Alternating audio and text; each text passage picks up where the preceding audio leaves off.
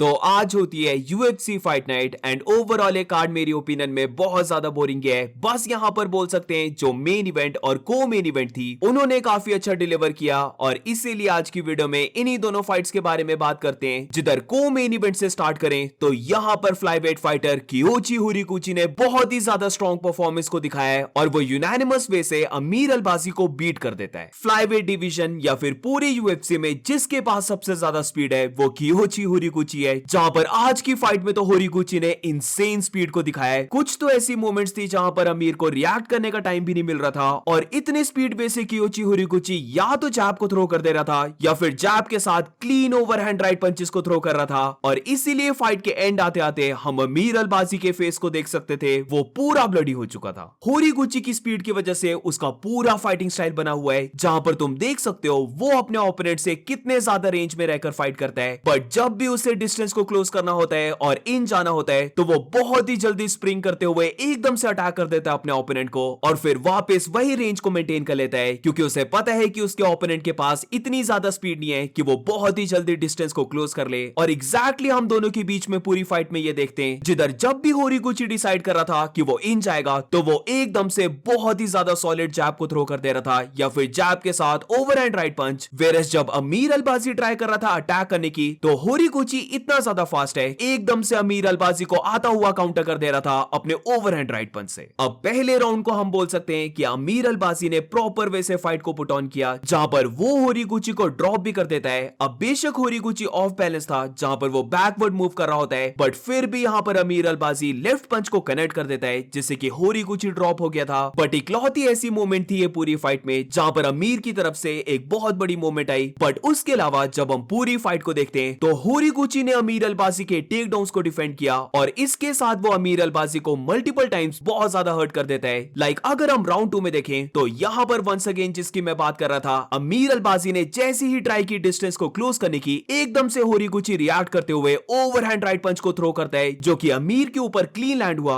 और इसके बाद अमीर अलबाजी हल्का सा चिकन डांस करने लग पड़ता है और ये देखते हुए होरिगुची उसके ऊपर प्रॉपर बीट डाउन को पुट ऑन करने लग पड़ता है। वो राउंड 2 में अमीर अलबाजी को बहुत ज्यादा ब्लडी कर देता है। एंड ऑफ द राउंड 2 में हम देखने लग पड़ते हैं कि अब होरिगुची अपने लेफ्ट हुक्स को भी बहुत अच्छे वे से लैंड करने लग पड़ा है। लास्ट राउंड में भी हम कुछ ऐसा ही देखते हैं जहां पर अमीर अलबाजी वंस अगेन ट्राई करता है कि वो पंचेस को लैंड करे बट जैसे ही उसने डिस्टेंस को क्लोज किया एकदम से यहां पर होरिगुची सर्कल अराउंड करते हुए अपने लेफ्ट हुक को ड्रॉप कर देता है जो कि इतना ज्यादा फास्ट था कि एकदम से देखने पर लगा ही नहीं पता कि ये पंच लैंड भी हुआ है। बट 2-3 सेकंड्स के बाद हम अमीर अलबाजी का लेट रिएक्शन देखते हैं कि वो हर्ट हो चुका है, वो वंस अगेन थोड़ा सा रॉक हो गया था और फिर जाकर स्लो मोशन में जब दिखाया जाता है तब मुझे पता लगा कि होरिगुची का ये पंच हल्का सा लैंड हुआ था बट क्योंकि ये इतना ज्यादा स्पीड था कि अमीर अलबाजी इसे आता हुआ नहीं देखता है इसीलिए वो रॉक हो गया था। कियोची होरिगुची यहां पर भी exactly like round 2 proper beating को पुट ऑन करता है अमीर के ऊपर और अमीर अलबाजी का बोल सकते हैं उसके पास डेफिनेटली हार्ट था, वो काफी ज्यादा पंचेस को ले रहा था, वो हर्ट भी हुआ बट वो स्टिल फाइट को पुट ऑन करने की ट्राई कर रहा था। But on the other hand Kyoji Horiguchi की तरफ से ये बहुत ही ज्यादा अमेजिंग विन थी, वो काफी अच्छे वे से one of the top flyweight fighters को बीट कर देता है और अब देखना होगा कि उसका नेक्स्ट ओपोनेंट कौन होता है। वैसे तो कियोची होरिगुची यहां पर फ्लाईवेट चैंपियन यानी कि जोशुआ वैन को कॉल आउट कर रहा है बट मोस्ट प्रोबेबली यहां पर होरिगुची को एक और फाइट करनी होगी। वेरस इसके बाद अगर मैं मेन इवेंट के बारे में बात करूं तो यहां पर राउंड 2 में मारियो बटिस्टा विनीशियस ओलिवेरा को सबमिट कर देता है। मारियो बटिस्टा ने विनीशियस ओलिवेरा की सारी हाइप को डिस्ट्रॉय कर दिया और टू बी ऑनेस्ट ओलिवेरा को देखकर कि वो कैसे फाइट कर रहा था मैं सच में बहुत ज्यादा डिसअपॉइंटेड था। वो पूरा अपराइट खड़े होकर फाइट कर रहा है, वो अपने पंचेस को स्विंग करके मिस कर रहा है, इसके साथ वो ट्रोल भी करे जा रहा है जहां पर वो मारियो बटिस्टा के कोचेस को थम्स अप कर रहा है, फिर मारियो बटिस्टा के सामने फेसेस को बना रहा है और इसी के साथ सबसे ज्यादा डिसअपॉइंटिंग चीज वो पहले राउंड के बाद ही गैस आउट हो गया। आई गेट इट कि फाइटर्स को कॉन्फिडेंट होना चाहिए बट यहां पर तो विनीशियस ओलिवेरा का लग रहा था कि वो ओवर कॉन्फिडेंट है, जिधर ना तो उसके पास गैस टैंक है वो तब भी ग्रैपलिंग एक्सचेंजेस करने की ट्राई कर रहा है और वहां पर भी वो रिवर्स हो जा रहा है। दूसरी side Mario Batista fully locked in लग रहा है जहां पर वो सर्कल अराउंड कर रहा था, वो अपनी स्पीड को दिखा रहा था और एकदम से लेवल को एक्सचेंज करके या तो वो क्लिंच कर रहा था या वो टेक डाउन करने की ट्राई कर रहा होता है। और फिर फाइट के एंड आते आते अगर हम सीक्वेंस को भी देखें तो यहां पर तो सबसे पहले विनीशियस ओलिवेरा अपने पंचेस को स्विंग करके मिस करता है और क्योंकि वो पहले ही राउंड के बाद गैस आउट हो गया था तो ये पंचेस बहुत ज्यादा लेबर के साथ आए थे। इजीली मारियो यहां पर डक करके एकदम से टेक डाउन कर लेता है जो कि परफेक्ट टाइमिंग टाइमिंग से आया था और ये देखना बहुत ज्यादा ब्यूटीफुल था कि उसने इतने इजीली टेक डाउन कर लिया। वेरएस उसके बाद विनिशियस ओलिवेरा खुद ट्राई करता है मारियो बटिस्टा को ग्राउंड में लेके जाने की, बट मारियो यहाँ पर एकदम से रिवर्स करते हुए खुद टॉप पोजीशन को पा लेता है। फिर उसके बाद बिल्कुल एंड ऑफ द फाइट में हम देखते हैं कि वो क्रूसीफिक्स पोजीशन को बना लेता है, जहां पर ओलिवेरा के दोनों हैंड स्ट्रैप हैं, वो कुछ भी नहीं कर सकता था और मारियो बटिस्टा उसके ऊपर बहुत अच्छे पंचेस और एल्बोस को लैंड कर रहा होता है। अब क्रूसीफिक्स की पोजीशन से तो ओलिवेरा को बाहर निकलना ही था, तो इसीलिए वो पूरी जान लगाकर पुश करता है और अपनी बैक को दे देता है, जो की सबसे बड़ी गलती थी पूरी फाइट में। जिधर सबसे पहले तो यहाँ पर मारियो किमोरा लॉक को लगाने की ट्राई करता है, बट क्योंकि ओलिवेरा एकदम से अपनी नीज में आ जाता है इस लॉक को डिफेंड करने के लिए, तो यहाँ पर मारियो बटिस्टा के फाइट आईक्यू को देखो, वो इसी पोजीशन को एकदम से चेंज करता है, जहां पर वो बैक ले लेता है ओलिवेरा की, और जैसे ही वो अपने रियर नेकेड चोक को सिंक इन करता है, एकदम से ओलिवेरा टैप कर जाता है। इवन ये जो सबमिशन था, इसको भी देखकर मैं थोड़ा सा शॉक हूं, क्योंकि राउंड ओवर होने में बस 15 सेकंड्स बचे, तो हर कोई ये एक्सपेक्ट करेगा कि फाइटर स्ट्रगल करेगा थोड़ी सी, वो हैंड्स को फाइट करने की ट्राई करेगा, वो इतनी जल्दी टैप आउट नहीं करेगा ताकि राउंड ओवर हो जाए, बट यहां पर तो बस 1 सेकंड हुआ था चोक को लगाए हुए और ओलिवेरा बहुत जल्दी टैप कर देता है। तो एक तो सुपर ओवर कॉन्फिडेंट, फिर वो राउंड 1 के बाद ही गैस आउट हो गया, और सबमिशन के टाइम भी आई नो कि ये चोक कंप्लीटली लॉक इन था, बट फिर भी उसे थोड़ी सी ट्राई तो करनी चाहिए, बट वो 1 सेकंड में ही टैप आउट कर देता है। तो मैं पर्सनली बहुत ज्यादा डिसअपॉइंटेड हूं ओलिवेरा से। मुझे लगा कि वो एक प्रॉपर फाइट को पुट ऑन करेगा, बट यहां पर हम बोल सकते हैं मारियो बटिस्टा ने उसे लेवल्स को शो किया है कि वो उसे कितना ज्यादा हाई लेवल का है, जहां पर अपनी स्पीड को शो करते हुए, अपनी ग्रैपलिंग एबिलिटी को शो करते हुए वो विनिशियस ओलिवेरा की सारी हाइप को ले जाता है और राउंड 2 में ओलिवेरा को सबमिट करते हुए वो फाइट को विन कर गया। तो that's it guys, do let me know in the comments तुम्हें सारी फाइट्स कैसे लगी, और इसी के साथ मिलते हैं नेक्स्ट वीडियो में।